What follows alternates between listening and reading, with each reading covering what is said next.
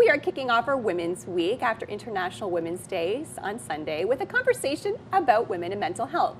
Christine Harrison is here from Focus Forward Health to talk about the importance of women supporting women. Good morning to you. Hi, good morning. I love that we are having this conversation today because it's so important for women to support other women, and it does play a role with your mental health as well. It really does. And you know, when Shania Twain said, "Let's go, girls," yes, who knew that she was giving really good mental health advice? Yeah. I'm going to talk to you about 4 really unique to women facts that are kind of superpowers. So the first one is connection. Women are wired to connect with other women.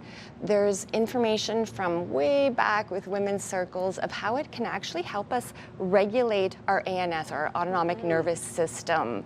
That is a very big superpower. The downside is that loneliness for women can actually have a significant mental and physical health effect. Okay. We know that women are more prone to higher rates of depression, anxiety, and even heart disease, which is still the #1 killer in women. So it's really important to have those connections with other women to help alleviate those symptoms. And we see that when women connect, overall well-being improves. Another really interesting fact about women is that when we support other women, we do better. Okay, so it helps you by just supporting someone else. 100%. So the ability to support another person will improve depression, anxiety, self-confidence, and overall well-being. Now, we live in Ottawa. We have so many great entrepreneurs, leaders, community builders, and there's so many events to take part in. Just knowing that you going could actually improve your own health and mental health. Right. Yeah. And I find that women are able to connect sometimes very quickly even. My husband always makes fun of me because I'll meet someone and then I'll find out their life story and he's like, "Of course you did," just in 2 seconds. Where it's really nice when women can have that bond and that connection. That's the other really unique part that I wanted to talk about was how small connections can actually fill up our cup.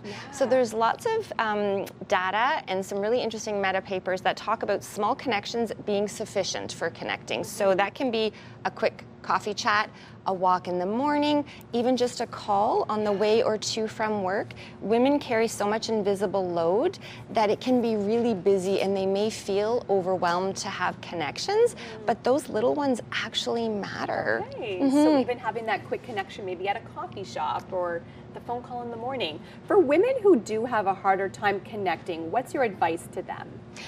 The best way to connect is to try something new and to really put yourself out there. Ottawa has a lot of social meetup groups for women. You can join a craft. I'm always going to say physical activity. Join a class. It doesn't matter what it is. You will find somebody to talk with. And if you remember, Christine said a small connection matters for my health and my heart health. When we support each other, we all shine bigger. There's a lot of talk about self-care in mental health. And I'm going to say this month in particular, our self-care can be showing up for your friends. I love that. Yeah, That's we such do a better great thing. together. We do better together. Well, thank you so much for joining us today. And where can people find you? Because you have so much great information on your website as well. You can find us at focusforward.health. You can follow our Instagram, which is full of not therapy, just fun information. I love that. And that's Focus Forward Health Group. Amazing. Thank you, Christine, for joining us Thanks, today. Melissa.